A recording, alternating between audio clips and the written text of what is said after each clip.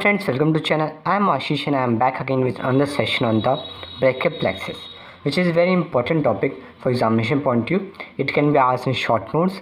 Its branches can be asked in enumerate, or it can be asked in the long answer as well. So this is a very important topic and you should have a thorough knowledge of it. So let's just start the video. So what is brachial plexus? The word brachial means something related to arm and plexus means a network. So you can see the brachial plexus means a network related to the arm. So the network is of nerves. So brachial plexus is a network of nerves. So it is a network of nerves, or network means stand for plexus. So brachial plexus is a plexus of nerves or network of nerves formed by the anterior primary rami. So these three words, anterior primary rami, might be something new for someone who is studying this for the first time. So I will explain you what is this actually anterior primary rami of C5, C6, C7, C8 and T1. So we have the five roots there in the brachial plexus: C5, C6, C7, C8 and T1. So remember, like the fingers of your hand, we have five: C5, C6, C7, C8 and T1. Okay, the plexus starts from the spinal cord through the cervicoaxillary canal in the neck over the first rib and then extend up to the armpit. Okay, it extends up to the armpit. So this is all about the general introduction to brachial plexus. So brachial plexus is what is nothing but a network of nerves formed by the anterior primary rami of C5, C6, C7, C8 and T1. Okay, the plexus starts from the spinal cord through the cervicoaxillary canal in the neck over the first rib and extend in the armpit. So let's see in the actual image of the brachial plexus so you can imagine how it actually looks like.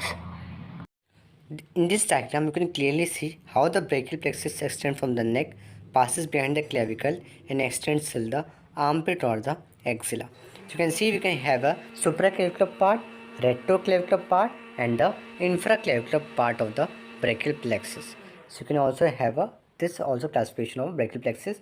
You can see the roots, the trunks, division, cords and the terminal branches. This diagram will help you understand about the anterior primary rami or the ventral ramus of the spinal nerve. So a typical spinal nerve is formed by two roots: a ventral root which contains the motor fibers and a dorsal root which contains the sensory fibers. A peripheral dorsal ganglion is also present in the dorsal root.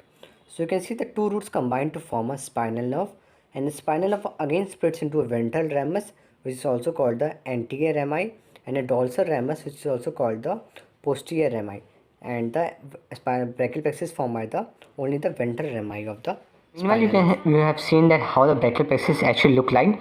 So there are two terms associated with the origin of the brachial plexus. That's called the prefixed brachial plexus and postfixed. Okay, prefix and postfix. So what does prefix means? In prefix, pre means for something related to earlier to the main part. Okay, so pre means earlier. So this is a C5. If some extra component from the C4 is involved, then it is called the prefix. What does postfix stand for? If the component from the T2 is also involved in the formation of the brachial plexus, it is called the postfixed brachial plexus. So in prefixed we have some extra contribution from the C4. So in that C4 is large and T2 is absent. Okay, so in prefix C4 component is also involved in the formation of brachial plexus and T2 is absent. Opposite occurs in postfix. T2 is large and C4 is absent. C4 absent. So these are also terms that can ask by your examiner. What do you understand by prefixed and what do you understand by postfixed? So this is somewhat case of polydactyly. If some extra fingers is from the above, it is called the prefixed. That means a component from C4. If it's related to the little finger, it is called the postfixed, or the component is of T2 is large. So this was the general introduction. Now let's see what are the components for the brachial plexus. So suppose this is the water supply at the top of your house. So this is the water supply from the tank. So the water supply in the terrace is called the water supply of the terrace.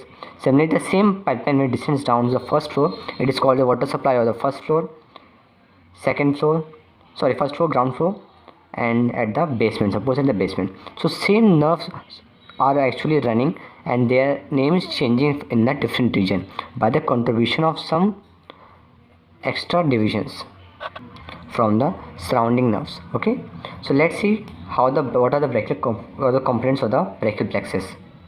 So there are four components of brachial plexus, that are the root, trunk, division,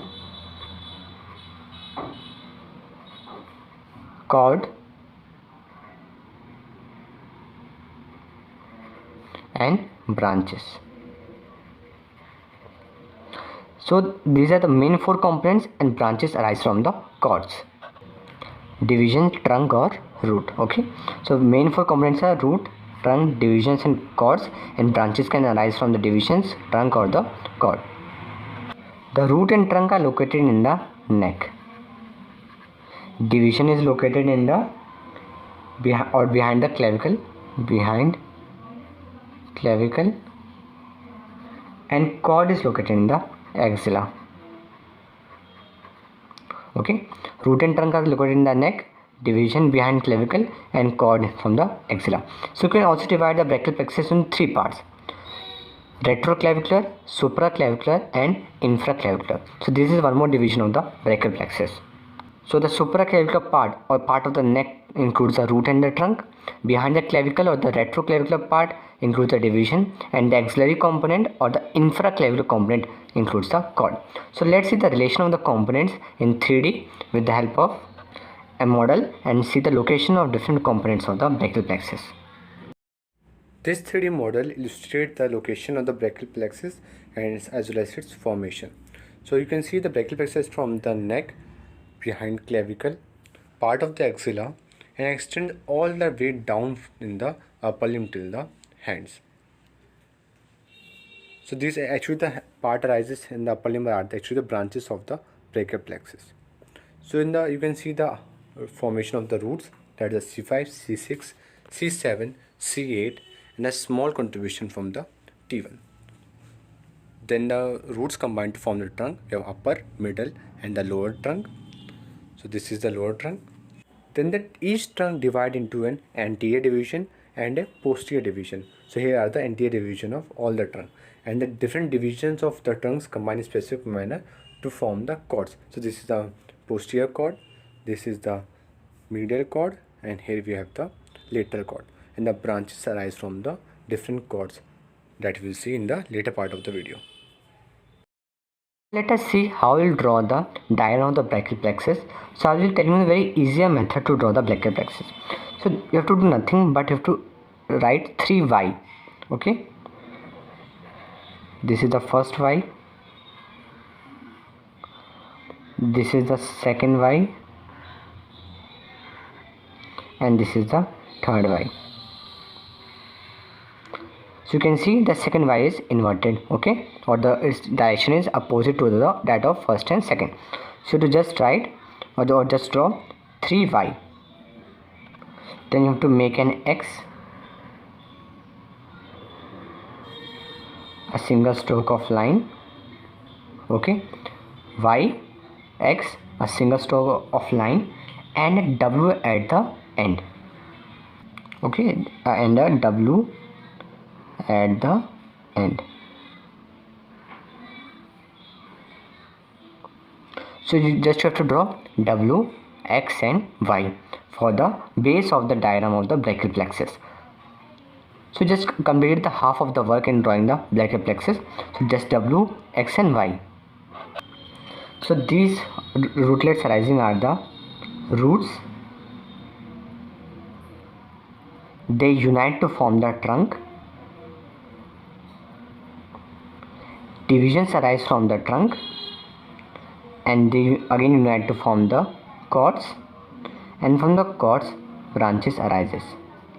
Okay, so as I told you, there are four components of the brachial plexus along with the branches arising from the different components. These are the roots, these are the rootlets. So this is root, trunk. These are the divisions. Each trunk divided into two, an anterior division and a posterior division. Okay, so the anterior division of the upper trunk, lower trunk fuse to form the lateral cord. So these are the cords. I will tell you the formation of other as well. So these are root, trunk, division, cord, and these are the branches rising from the different cords. So let's first talk about the roots, then we discuss about the trunk, division, cord, and last about the branches.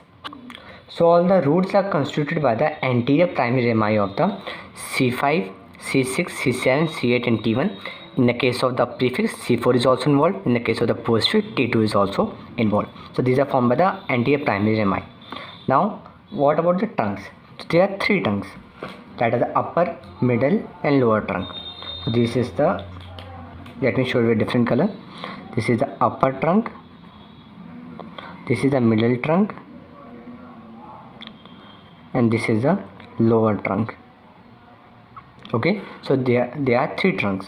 So trunks are formed by the upper trunk is formed by the joining of the C5 and C6 root. Okay, so C5 and C6 join to form the upper trunk, C7 forms the middle trunk, and C8 and T1 joins to form the lower trunk of the brachial plexus. Now let's talk about the division, how the divisions are formed. Each trunk divides into an anterior division and a posterior division. Okay, or ventral or dorsal. Okay, you can say both as well. Okay, anterior division or in the ventral division, and a posterior division or a dorsal division. So suppose this is the anterior division and this is the posterior division of the upper trunk. Similarly, this is the anterior division and this is the posterior division of the middle trunk, and this is the anterior division and this is the posterior division of lower trunk. So you can see that posterior divisions of all three are merging. So this was the posterior division of the lower trunk and this was the anterior division of the lower trunk. Now what happens? The anterior division of upper trunk, this, okay, this anterior division of upper trunk and the anterior division of middle trunk unite to form the lateral cord. So this is called the lateral cord. Okay, the anterior division of upper trunk and the anterior division of the middle trunk. Next we have the anterior division of middle trunk and the anterior division of lower trunk. Okay, unite to form the medial cord, and the posterior divisions, okay, and the posterior divisions of all the trunks. You can see the posterior divisions of all the trunks unite to form the posterior trunk, posterior cord. So there are three cords as well: lateral, posterior and medial. Lateral is formed by the anterior division of upper and middle trunk.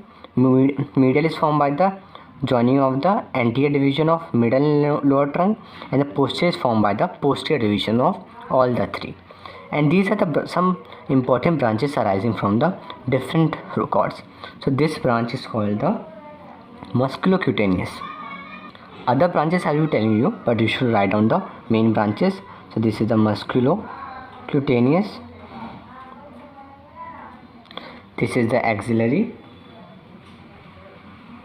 nerve, this is the radial nerve. Here you can see the lateral division and the medial division of the median nerve, lateral and medial root of median nerve. At last we have the ulnar nerve arising from the lower cord. This is the ulnar nerve. So these are some of the main branches. Apart from that, we have a number of branches arising from the different parts of the or different components of the brachial plexus. So let us name them one by one. So first let us see the branches rising from the root. From the C5 there arises a nerve which is called the dorsal scapular nerve. In short it is called the DS, dorsal scapular. I will be summarizing them at the last. So meanwhile you should write DS, dorsal scapular. Apart from this, from C5, C6 and C7 roots, C5 component from C6 and from C7 a nerve arises is called the long thoracic nerve or nerve to serratus anterior. This is very important muscle. I will tell you in the clinical of the brachial plexus why this nerve is very important. So the first one was from the C5 arises the dorsal scapular, then from the C5, C6 and C7 arise the long thoracic or nerve to serratus anterior. Now let's talk about the trunk. In the trunk, only upper trunk is important. Okay, it from the upper trunk two nerves arises. These are also very special nerves and called by a short name SS and NS.